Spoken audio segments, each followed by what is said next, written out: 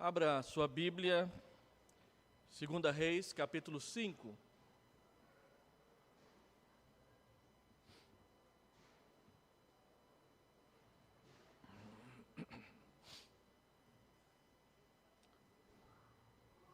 Segunda Reis, capítulo 5.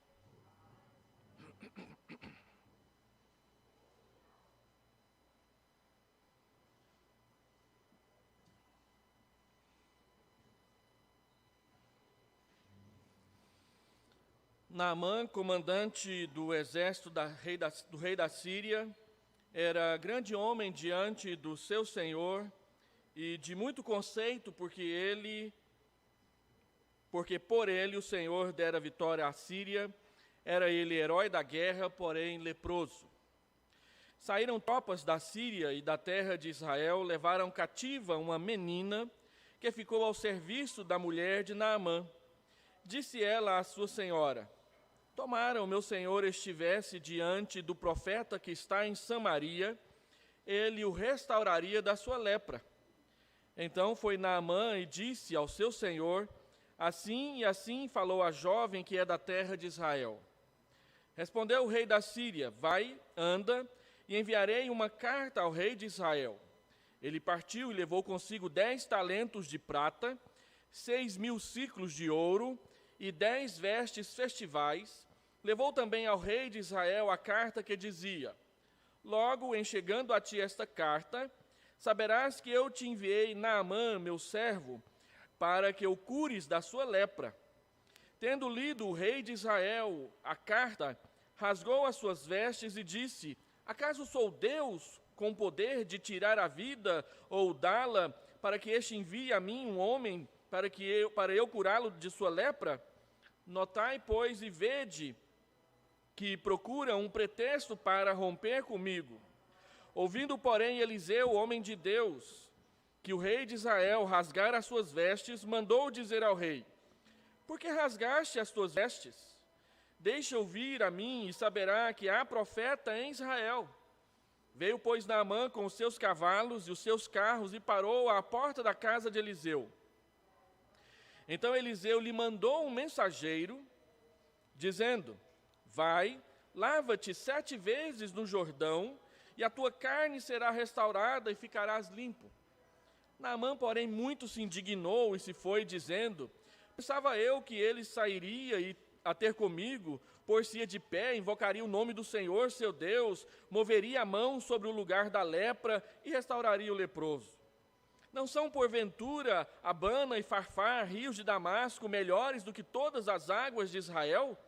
Não poderia eu lavar-me neles e ficar limpo? E voltou-se e se foi com indignação. Então se chegaram a ele os seus oficiais e disseram: meu pai, se te houvesse dito o profeta alguma coisa difícil, acaso não a farias? Quanto mais, já que apenas te disse: lava-te e ficarás limpo.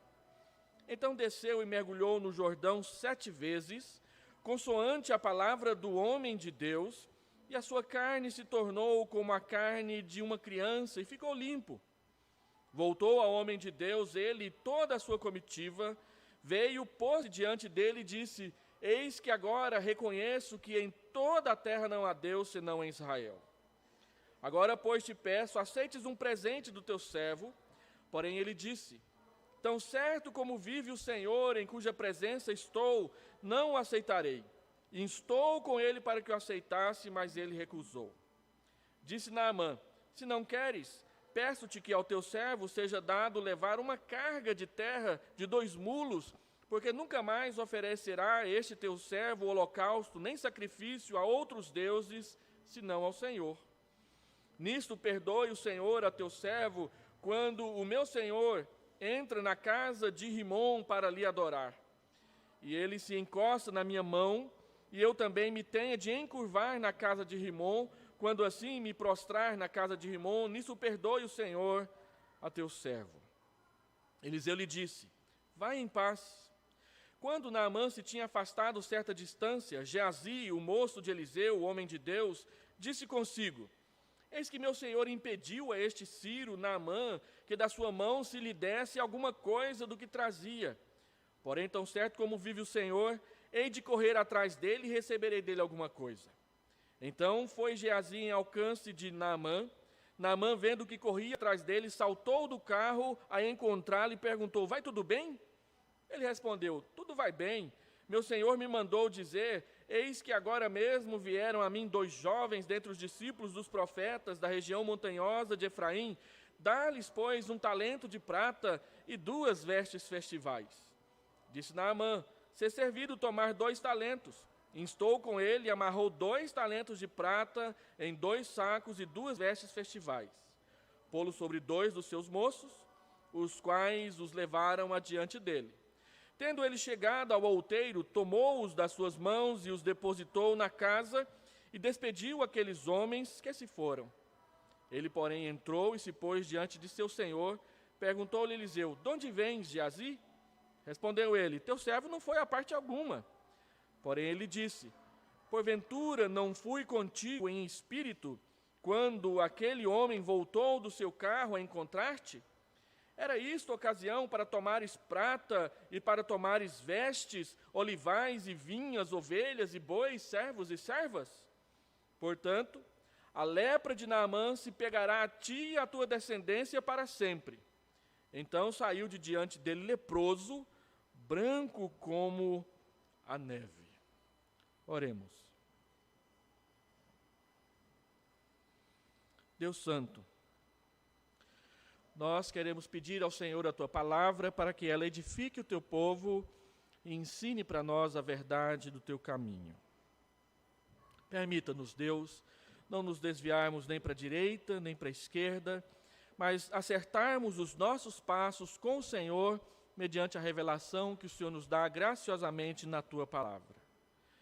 E orienta a Tua igreja para que ela saiba como se comportar diante de homens públicos e homens famosos e heróis de guerra. Para que nós não tragamos vergonha ao Teu nome e nem sejamos pegos pela nossa cobiça e os nossos interesses particulares, pecando contra Ti, usando das coisas de Deus para o nosso próprio privilégio. Vem nos visitar nessa noite com a Tua palavra e estende sobre nós a bênção do Senhor. Nós te pedimos em nome de Jesus. Amém, Senhor Deus.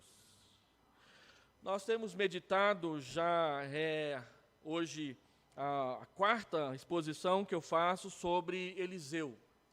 Eu tenho meditado com os irmãos sobre a vida de Eliseu e devo fazer ainda depois dessa mais outras 4 exposições, pensando sobre como é a vida ou como é viver cheio do Espírito Santo aqui na terra, onde temos que tomar decisões, onde temos que falar de Deus para as pessoas, onde temos que aprender a servir a Deus, mesmo quando as circunstâncias não são fáceis para nós, como é o caso da época de Eliseu.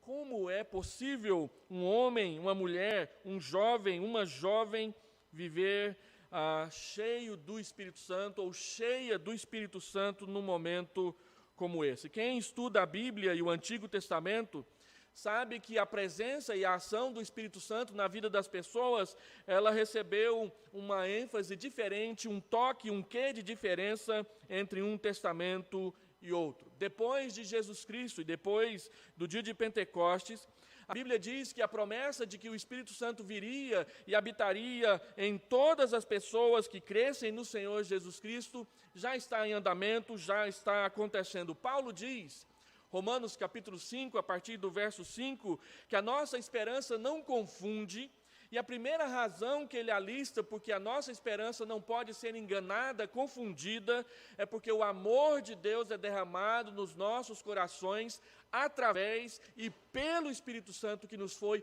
outorgado, nos foi dado definitivamente para habitar nas nossas almas. No entanto, no Antigo Testamento, embora o Espírito agisse no meio do povo de Deus, também ele agia com muito mais presença e com muito mais assertividade através de alguns instrumentos, de algumas pessoas que Deus havia escolhido para determinados ministérios. E uma dessas pessoas é Eliseu, que está dando continuidade ao ministério de Elias.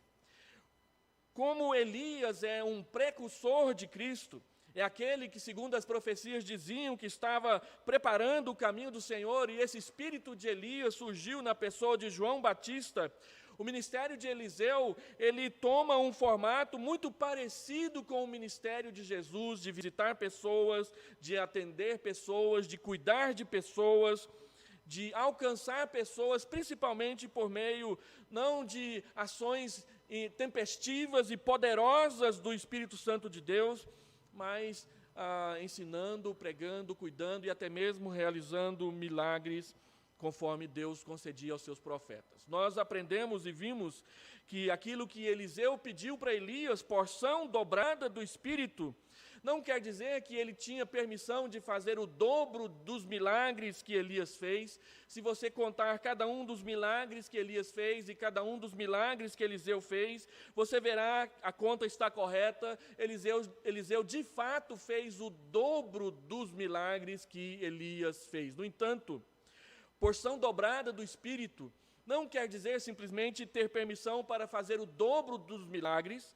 mas era para ser reconhecido como seu sucessor e como alguém por meio de quem Deus agia. E essa promessa Deus fez para cada um de nós depois que o Espírito veio habitar nas nossas vidas. Cada um de nós pode ser um instrumento útil e sim poderoso na mão de Deus para abençoar outras pessoas, inclusive aquelas que não conhecem a Deus. E Eliseu está servindo a Deus em Israel numa época de apostasia, numa época de muita idolatria, numa época de opressão social, em que os reis se preocupavam simplesmente consigo mesmos e nada com o povo.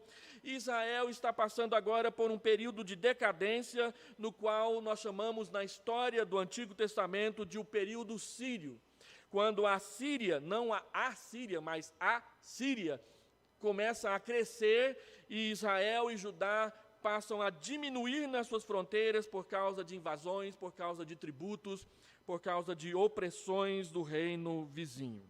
Se você observou na leitura do texto, o rei da Síria manda uma carta para o rei de Israel, não como alguém que o vê como um igual, mas como um servo que tinha a obrigação de providenciar o que ele estava precisando para o seu general, para o seu soldado, para o seu herói. O evento de Naamã, segundo um estudioso chamado Ellison, acontece provavelmente no período do rei Jeú, o que coloca de forma cronológica o capítulo 5 que nós acabamos de ler, depois dos acontecimentos que são narrados no capítulo 6 e um pouco antes dos acontecimentos que são narrados no capítulo 8. Mesmo assim, é possível colocar o ministério de Eliseu no início do período sírio, dessa dominação sobre Israel, que foi de curta duração, foi apenas durante o período do reinado de Azael, que o próprio Eliseu irá ungir rei sobre a Síria, e nós vamos expor esse texto aqui, o capítulo 8. Por outro lado, também Eliseu mantinha relações importantes, profundas, de muita influência sobre Israel. Não só a influência religiosa, espiritual, mas influência política. Todos os reis de Israel desse período, eles tinham algum tipo de relação com Eliseu, ou desprezando, ou tendo temor da sua palavra, da sua ação, porque Eliseu, embora fosse um homem plenamente cheio do Espírito Santo, para tristeza de muitos de nós evangélicos brasileiros, ele estava profundamente envolvido com questões políticas no seu país. Nós vivemos numa época em que falar de política em reuniões da igreja é algo que causa tremedeira em alguns, palpitações em outros e até raiva entre uns e outros, porque, afinal de contas, nós aprendemos que religião, política e futebol não se discute se você não quer perder a amizade do seu visitante na sua casa. No entanto, a Bíblia, tirando o futebol, que não tem nada a ver, a religião e política, a Bíblia diz que se discute sim. E Eliseu, um homem tão brando, tão calmo, tão simples e tão cheio do Espírito Santo, se envolveu e foi envolvido profundamente nessas questões, não para poder puxar a sardinha para a direita ou para a esquerda, como nós muitas vezes discutimos nas nossas reuniões informais, quando nos ajuntamos em casa, mas para ser instrumento de Deus e para ser testemunha de Deus nessas questões. E é nesse prisma que eu gostaria de me aproximar desse evento de Elias, de Eliseu e Naamã aqui no texto. Eliseu é um servo de Deus, é um profeta reconhecido como tal, e Naamã é um homem, um soldado, um herói, um homem que tinha tudo a ver com as vitórias políticas do reino da Síria, e que, portanto, o encontro desses dois, de alguma forma, exemplifica para nós o que Deus espera de nós quando igreja e Estado, igreja e o governo acabam se tocando em um momento ou outro dentro da história. Eu creio ser possível traçarmos um padrão de relacionamento entre os homens de Deus, representantes da igreja, e os homens públicos, representantes do Estado, com base na postura que Eliseu toma diante dessa situação constrangedora que o testemunho de uma menina acaba de colocar o rei de Israel. No entanto, a mensagem central desse texto, eu já quero deixá-la clara para os irmãos, quando Eliseu diz para o rei não ficar com medo nem temeroso, mas que enviasse Naamã até si, a palavra de Eliseu é muito clara: mande-o até mim para que você saiba que há profeta em Israel. Aquele rei que ousou não confiar em Deus, Eliseu diz: manda ele para mim para que você saiba que em Israel tem homens de Deus, tem mulheres de Deus, tem servos de Deus, que vivem de acordo com a palavra de Deus e podem te ajudar a sair dessa enrascada na qual você foi metido, na qual você foi levado sem que desejasse. Para ser profeta de Deus para o Estado, especialmente em tempos eleitorais ou em tempos em que as questões políticas estão acirradas, como está no nosso país hoje em dia, é necessário ser cheio do Espírito Santo para não tomar partido, mas para saber o que Deus quer que você faça em situações como essa na sua vida. E eu creio que esse texto nos ensina 4 posturas que Eliseu tomou, que nós poderíamos muito bem aprender com ele a respeito de como nos conduzir diante das questões públicas, diante dos homens públicos e diante da relação da igreja com o Estado, o governo que está aí diante de nós. O primeiro ensinamento do texto, versículo 5 até versículo 11, Eliseu é chamado em nome de Deus a não se deixar seduzir pela pompa do Estado. Naamã leva presentes caros para o rei de Israel. O seu intuito é que ele seja curado de uma doença incurável naquela época chamada lepra, que hoje é a hanseníase. Ele leva 10 talentos de prata, 300 quilos de prata, um talento corresponde a 30 quilos. Ele leva 6.000 ciclos de ouro, 68 quilos e meio de ouro. Ah, se eu tivesse isso lá em casa. O Brasil está em polvorosa porque 700 quilos de ouro foi roubado no nosso maior aeroporto.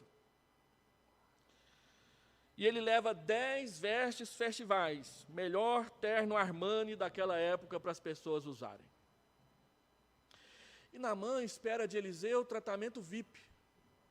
Quando ele se apresenta diante da casa de Eliseu, Eliseu simplesmente manda Geazi, o seu mensageiro, ir lá dar uma mensagem simples, breve e clara para ele. Vá até o Rio Jordão e tome banho nele 7 vezes. Mergulhe 7 vezes. Pule na água uma vez, saia, pula na água outra vez, 7 vezes e você estará curado. E o texto mostra para nós que isso deixou Naamã totalmente indignado. Ele diz: eu pensava que ele sairia na minha presença, que ele invocaria o nome do Senhor, que ele estenderia a mão sobre a minha enfermidade.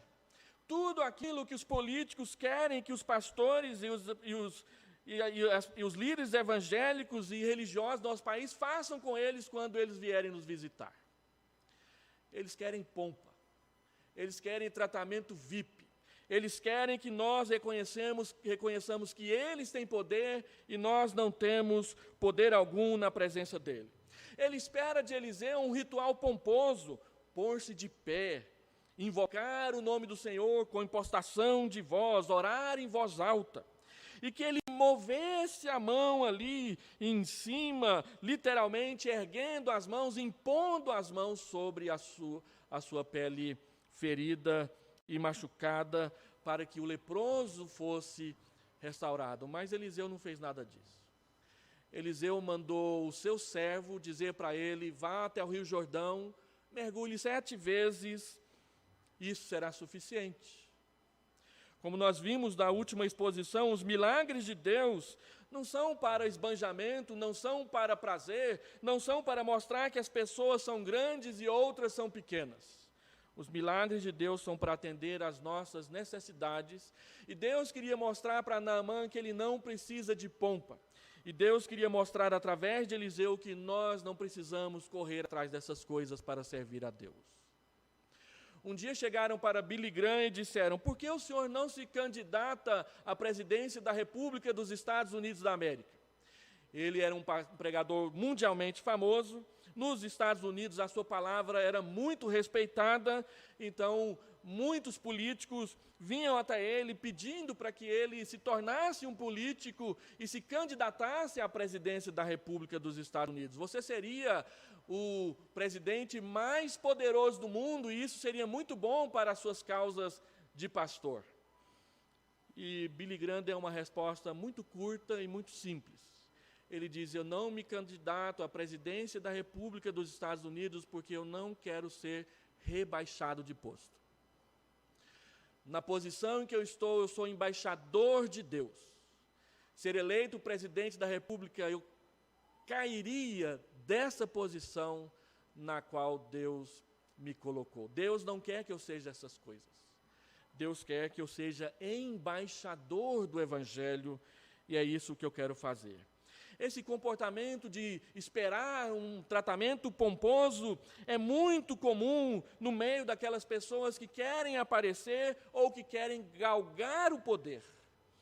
Mas Deus disse que na sua igreja a simplicidade é que deve ser a característica principal dos seus servos e do seu povo.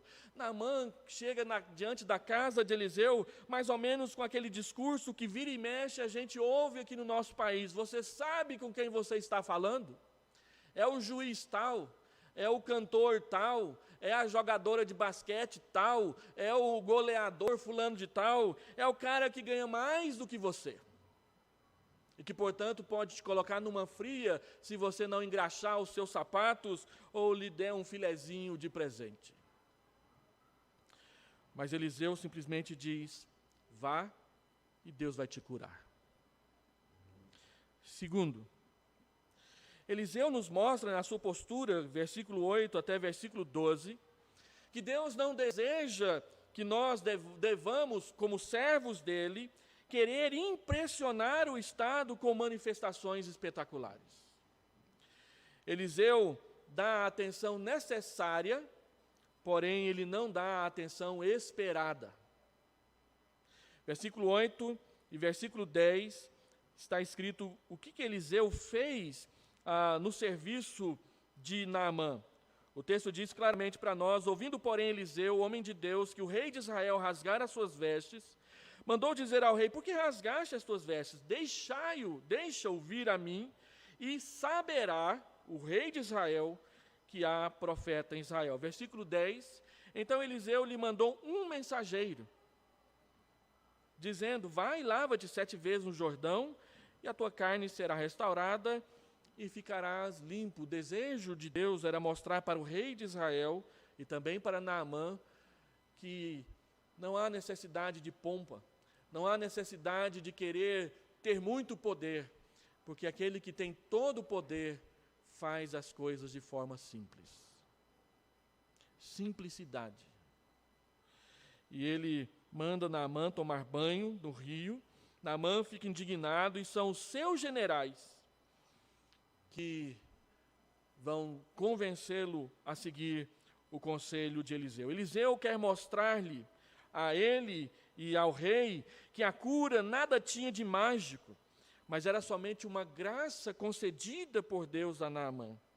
A igreja, meus irmãos, não é o reino de Deus, mas nós proclamamos o reino, as suas virtudes e especialmente a graça que cura e que salva. Então, ele chama o general até a sua presença, lhe envia um mensageiro, diz o que ele precisa fazer, e isso é o suficiente. O objetivo final de Eliseu era mostrar que há profeta em Israel, que o poder não reside em carros e cavaleiros e nem em cidades fortificadas, mas o poder reside naquele que pode atender à necessidade daquele que se humilha na sua presença. Então, o primeiro ato de Eliseu é de resistência, de não se deixar seduzir pelo chamado à pompa, pelo desejo de querer aparecer, mas o seu segundo ato ele é mais positivo, pois tem a ver com a mensagem do seu ministério, de que Deus não abandona o seu povo, Deus continua agindo no meio do seu povo, mesmo e apesar de o seu povo muitas vezes não lhe dar atenção. A igreja apresenta, mediante o seu conselho sábio, o caminho da bênção e da cura a Naamã, representante do Estado sírio.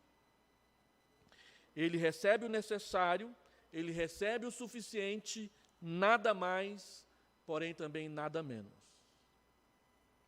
Terceiro, o texto nos ensina que, como povo de Deus e representantes de Deus, nós não devemos nos deixar seduzir pelos favores estatais em detrimento da nossa missão. Versículo 15 a versículo 17. Naamã vai, seus soldados o convencem de que ele deve acatar a palavra do jeito que ela foi dita. Se ele tivesse mergulhado apenas 6 vezes, ele não teria sido curado. Por que Deus faz isso? Deus quer mostrar que a coisa acontece, o milagre acontece, a bênção é recebida, se a sua palavra é ouvida, crida e atendida. Não é do jeito que a gente achar melhor. Naamã pensa como muita gente, mas o rio que passa lá perto de Damasco é muito mais bonito, tem muito mais árvores. Por que eu tenho que tomar banho nesse córrego aqui que é o Rio Jordão? E ele é bem nacionalista. Síria em primeiro lugar. Mais ou menos como alguns torcedores do Goiás, torcedores do Vila Nova, do Flamengo e do Corinthians, agem aqui no nosso país. Time bom é o nosso, ele vive perdendo, mas é o melhor do país. Então, ele diz que as coisas do seu país são melhores. Mas Deus não disse para ele tomar banho em Farfar. Deus disse, toma banho no Rio Jordão. Você não quer ser curado da lepra? Então não importa o que você quer, o que você acha e o que você deseja. O que importa é se você vai obedecer.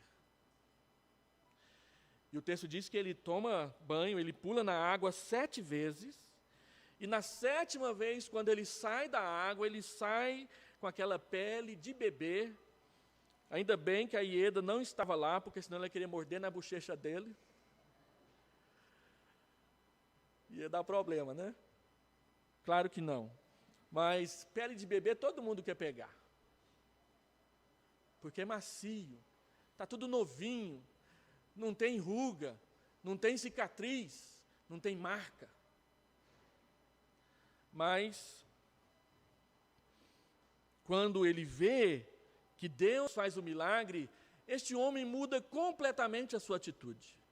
A arrogância é deixada de lado, e ele então volta, não para cobrar, não para impor, não para exigir, mas ele volta para agradecer. Naamã volta consciente da presença de Deus com Eliseu. Ele diz, agora eu sei que o único Deus verdadeiro é o Deus de Israel. É interessante que na boca de Naamã, ele diz aquilo que o rei de Israel não cria. Eliseu diz, mandam até mim para que você saiba que há profeta em Israel. Quando Naamã volta, ele volta dizendo, agora eu sei que o único Deus verdadeiro é o Deus de Israel. Eliseu, e ele volta com os mesmos presentes, querendo dá-los agora, entendendo que realmente valeu a pena para Eliseu, e Eliseu insiste que ele não fez nada por preço. Ele não está cobrando nada, ele não está esperando nada, ele não quer receber nada, e olha que aquele dinheiro dava para construir um templo bem bacana, um seminário bem legal, ajudar um punhado de discípulos de profeta de forma definitiva, mas ele diz e ele entende, não é isso que nós estamos fazendo aqui. Em épocas de política, nós, pastores, somos convidados a participar de inúmeras reuniões com candidato X, candidato Y, de linha tal e de linha tal. Eu já participei de inúmeras delas nos meus anos de ministério, em vários lugares, em várias ocasiões, por várias razões. E sempre, quase que invariavelmente, as pessoas querem receber de nós algum tipo de bajulação. E sempre aqueles que bajulam querem receber daqueles os quais eles bajulam algum tipo de privilégio, algum tipo de reconhecimento, algum tipo de presente. Eu participei de uma reunião aqui no Centro Administrativo de Goiânia, há muitos anos atrás, quando havia lá uma movimentação política. E aí um candidato convidou vários pastores para participarem, disseram que eu tinha que ir, e eu fui lá, e aquela reunião nada mais era do que gente oferecendo cartas para trocar.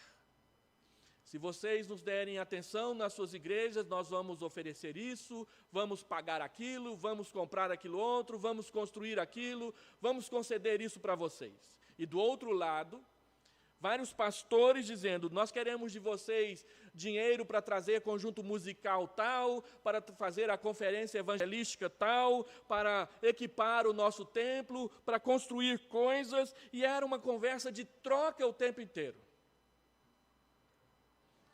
No entanto, Eliseu diz, não é isso. Nós não estamos aqui para trocar favores. Eu te dou a bênção da cura e você me dá bênçãos materiais.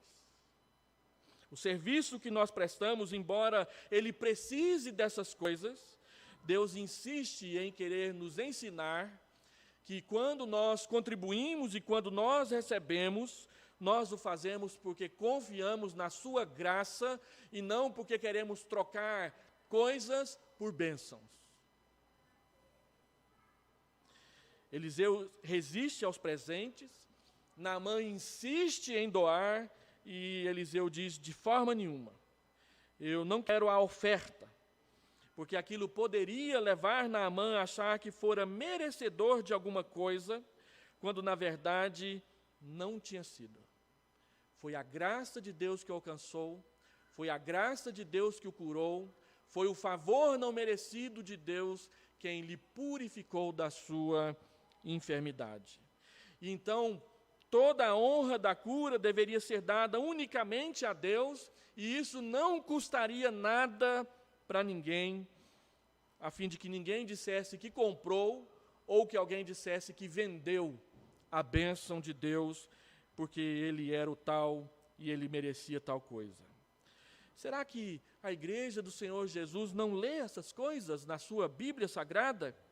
Porque muitas vezes o que nós vemos é essa bajulação que denigre não somente a igreja perante a opinião pública, mas denigre também a igreja diante do seu verdadeiro Senhor, a quem ela deve servir por gratidão. Eliseu não cede. E Naamã volta para casa agradecido, ainda levando 2 carroças de terra para ele fazer lá um local particular de adoração na Síria. Quarto lugar, a postura de Eliseu nos ensina, pelo lado contrário, que nós não devemos fazer de questões políticas cavalos de batalha religiosos, antes nós devemos promover a paz. Eliseu é um sírio, Eliseu frequenta a casa de um deus pagão, mas agora ele quer servir a Deus e ele continua sendo o general do rei da Síria. Como que eu vou resolver essa questão? Eu acho que se eu levar um pouquinho de terra de Israel para lá, eu vou fazer o meu local particular de adoração. Mas e quando eu tiver que acompanhar o rei nas suas cerimônias públicas e religiosas, quando ele quiser me ter do seu lado e ele quiser que eu me ajoelhe diante dele, diante de Rimon, o deus pagão? Naamã diz: me perdoe por causa dessas questões políticas. Ainda que eu esteja lá junto com o rei e ajoelhando diante daquela imagem, o meu coração agora é de Deus. E talvez você, movido por um puritanismo evangélico protestante, você diria: que absurdo! Como pode um cara convertido entrar numa coisa dessa? E Eliseu, que é o profeta cheio do Espírito Santo, então, como é que ele aceita uma coisa dessa? Eliseu não faz de questões políticas, de questões do Estado, das questões da secularidade, cavalos de batalha religioso para ele ganhar servos e seguidores e coisas que tais. Porque no final das contas, a nossa fé é a nossa fé particular. E o relacionamento nosso com Deus, ele é ímpar. Não que nós podemos simplesmente escolher fazer coisas erradas e vamos fazer. Mas a palavra de Deus diz que um pouco de tolerância sempre cabe no nosso meio e que Deus não está por aí simplesmente massacrando as pessoas por causa da religião. Deus quer que as pessoas venham até Ele voluntariamente e é Ele pessoalmente quem trabalha e trabalhará no coração das pessoas para que se rendam a si. E que essas pessoas devem, sim, no momento apropriado, lidar com essas questões éticas, políticas, seculares dentro do seu coração e resolvê-las na presença de Deus. Eliseu não está dizendo que é errado, eu não estou dizendo que é certo, eu só estou mostrando que quando Eliseu ouve Naamã tentar se justificar diante dele, Eliseu diz para ele: vá em paz. Deus me enviou foi para resolver o problema de Israel. O que Eliseu está mostrando para nós? Muitas vezes nós queremos cobrar moralidade e ética daqueles que não conhecem a Deus, quando muitas vezes dentro da própria igreja nós não tratamos dessas coisas entre nós.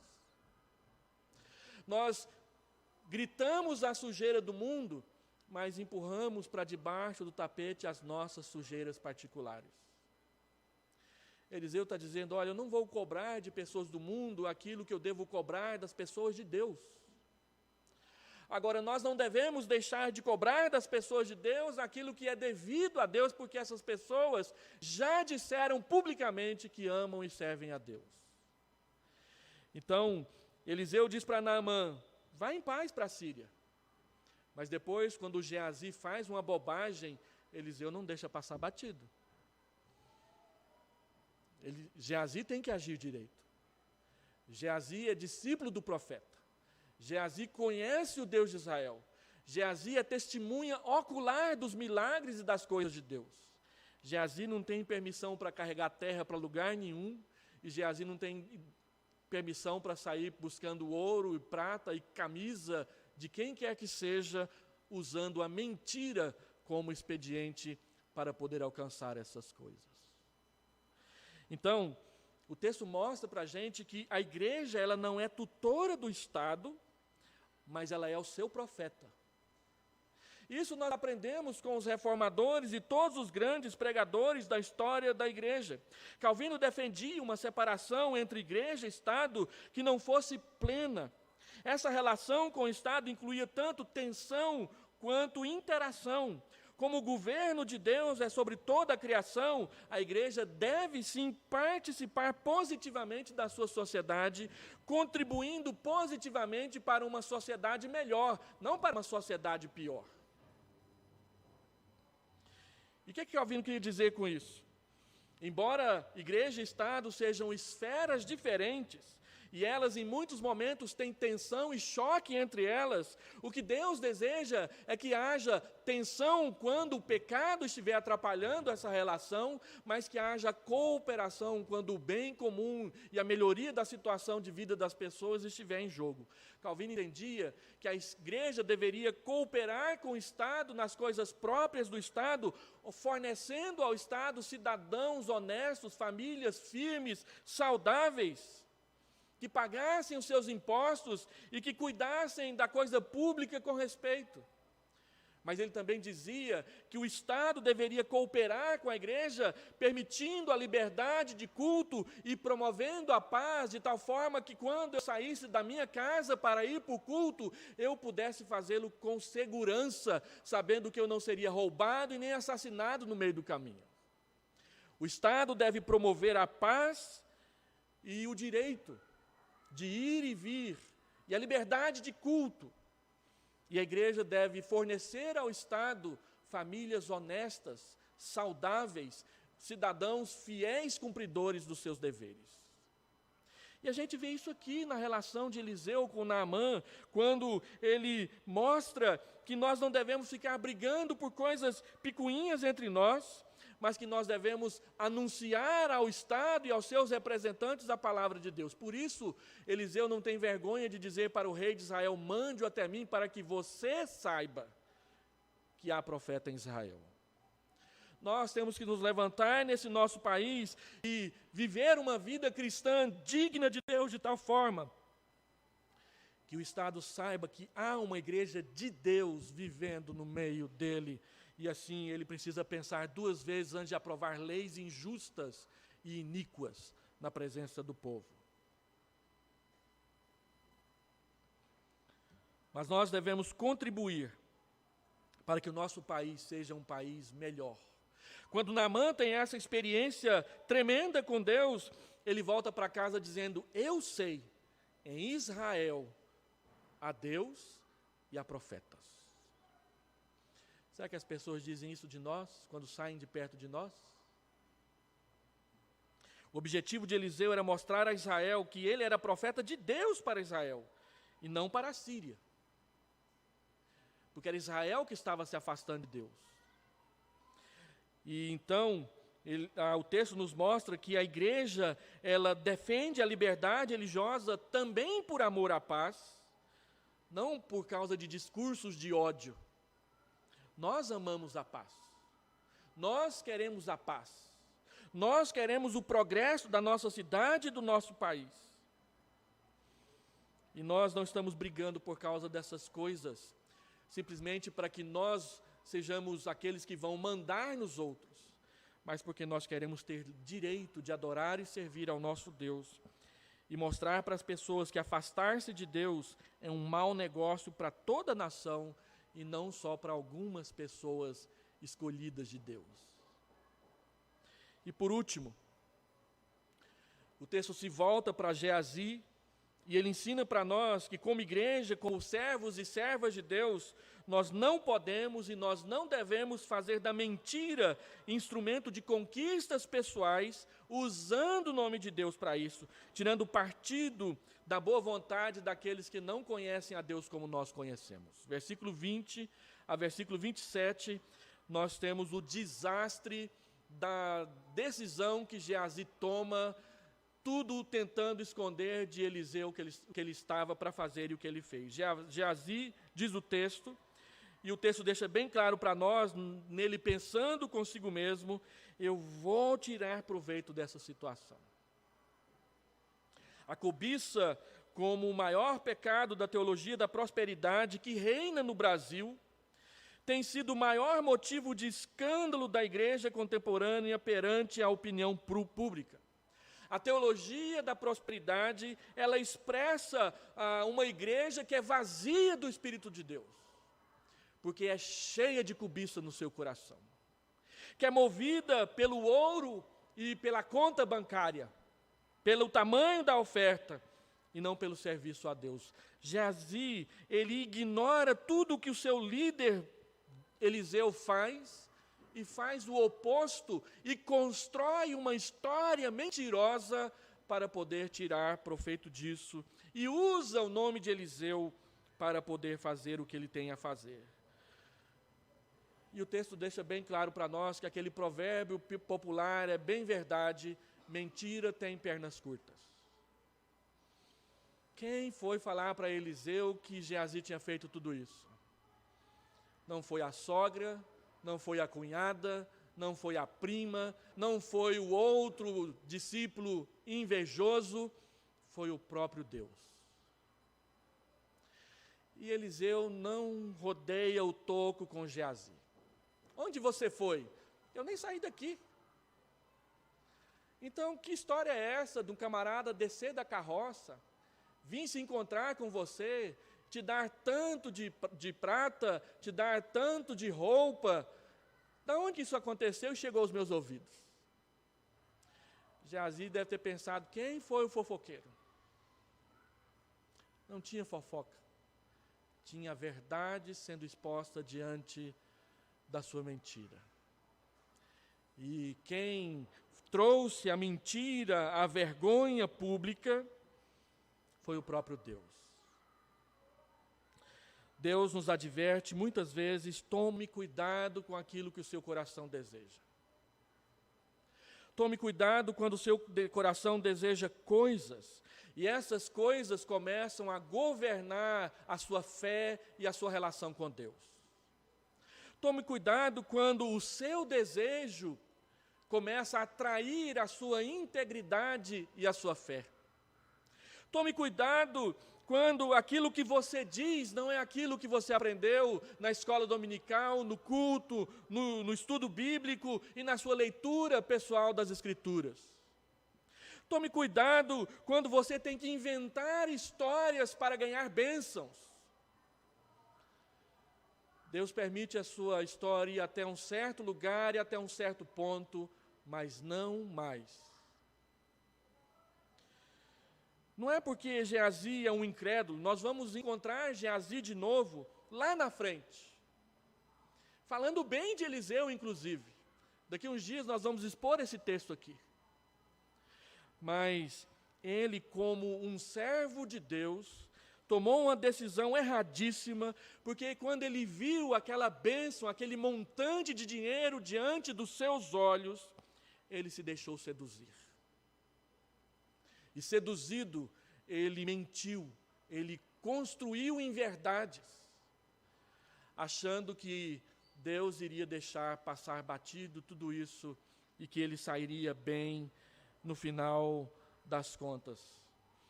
Porque ele tomou essa decisão, aquilo que era o sofrimento de Naamã, agora passa a ser o seu sofrimento particular.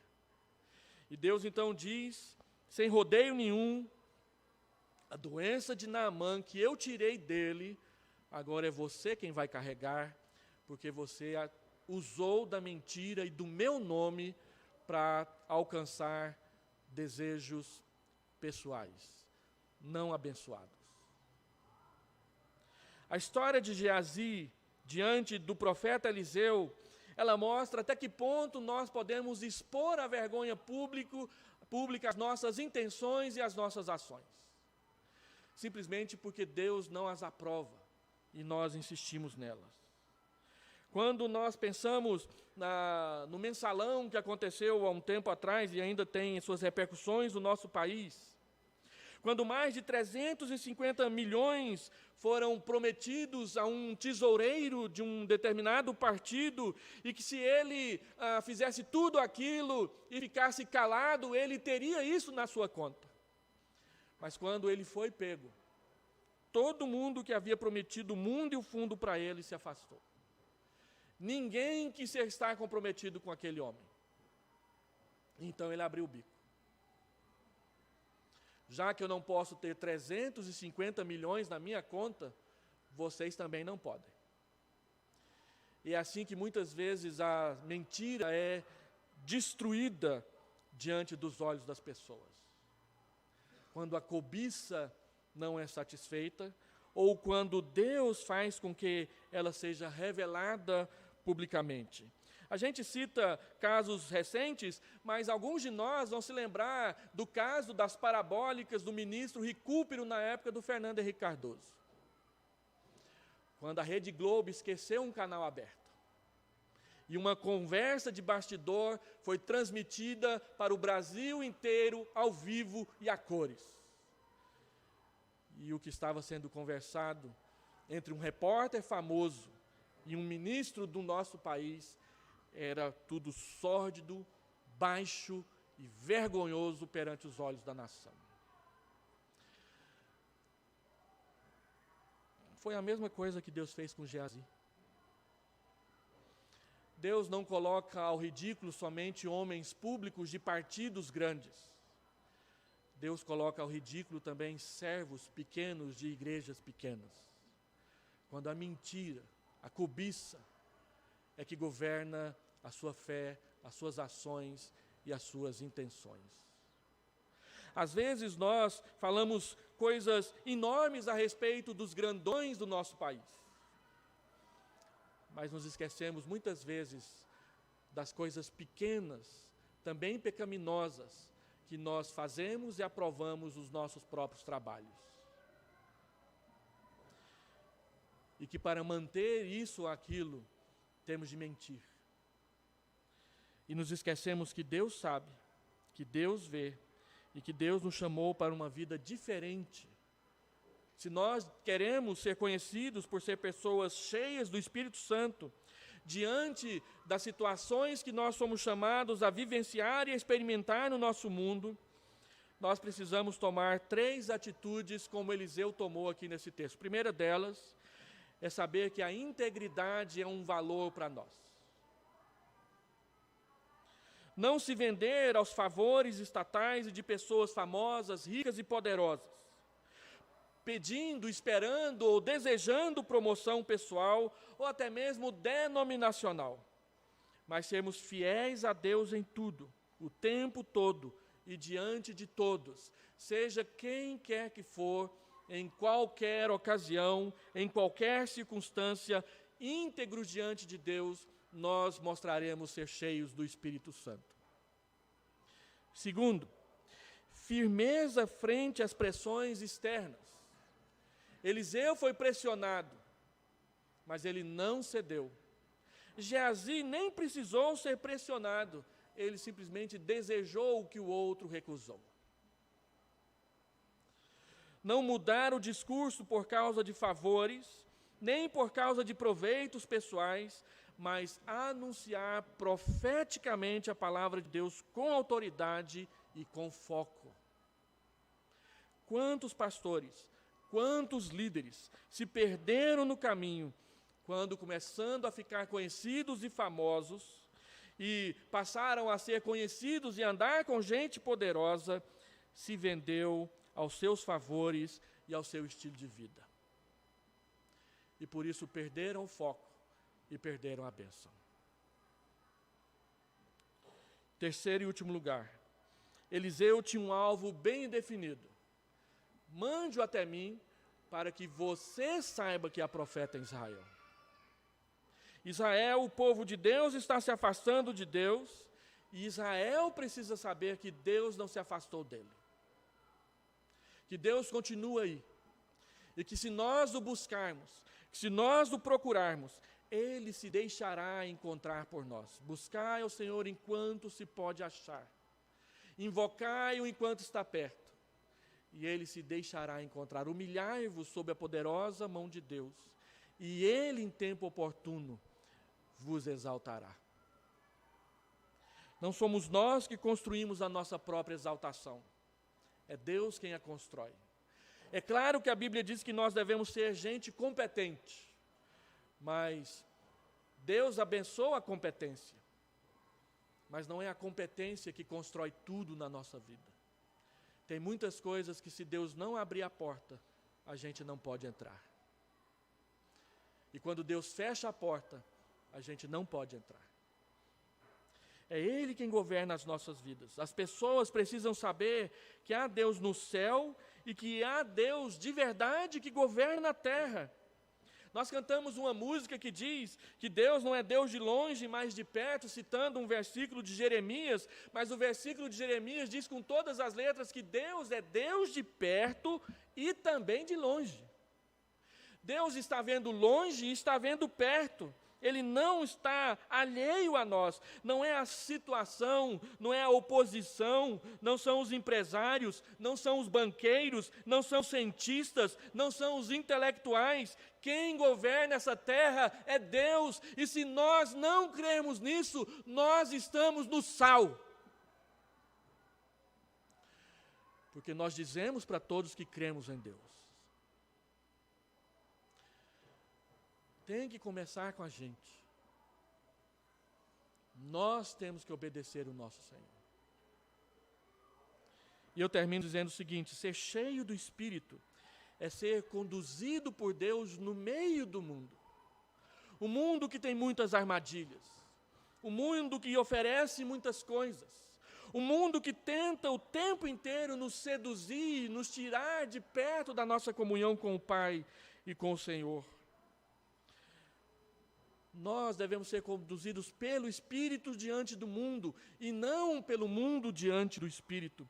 O que importa não são as circunstâncias econômicas, não são as circunstâncias políticas, não são as circunstâncias sociais, mas é como testemunhar de Deus para um povo sem esperança, perdido e que se ilude com tantas promessas falsas.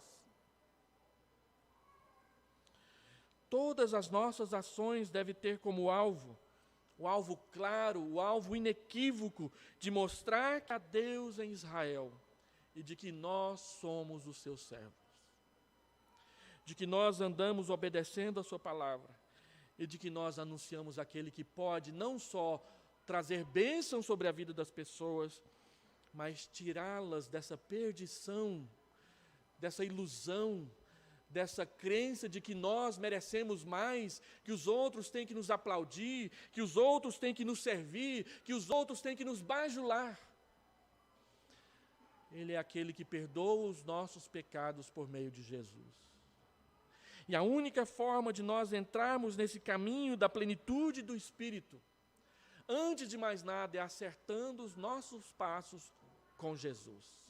Eu sou o caminho e a verdade e a vida, ninguém vem ao Pai senão por mim. Se o meu povo, que se chama pelo meu nome, se humilhar, orar e me buscar, e se converter dos seus maus caminhos, então eu ouvirei do céu, perdoarei o seu pecado e sararei a sua terra. Nós cremos que Deus pode sarar a nossa terra. Então nós temos que parar com essa idiotice evangélica de achar que político X ou político Y é a melhor situação para o nosso país. Nós sabemos que não é nem o Y e nem o X. Todos vão comparecer diante de Deus e todos vão prestar contas diante de Deus do que faz, do que fala e de como faz e de como fala. E nós seremos os primeiros, porque sempre quando Deus começa juízo na terra, Ele começa com o seu povo. Então somos nós que temos que mudar primeiro, para que o nosso país mude logo depois. Eliseu, cheio do Espírito Santo, ele vem e mostra que nós não estamos aqui para ficar paparicando pessoas. Nós estamos aqui para dizer para elas que há Deus entre nós. E Ele salva, e Ele cura, e Ele perdoa, mas você tem que se humilhar, você tem que ouvir e obedecer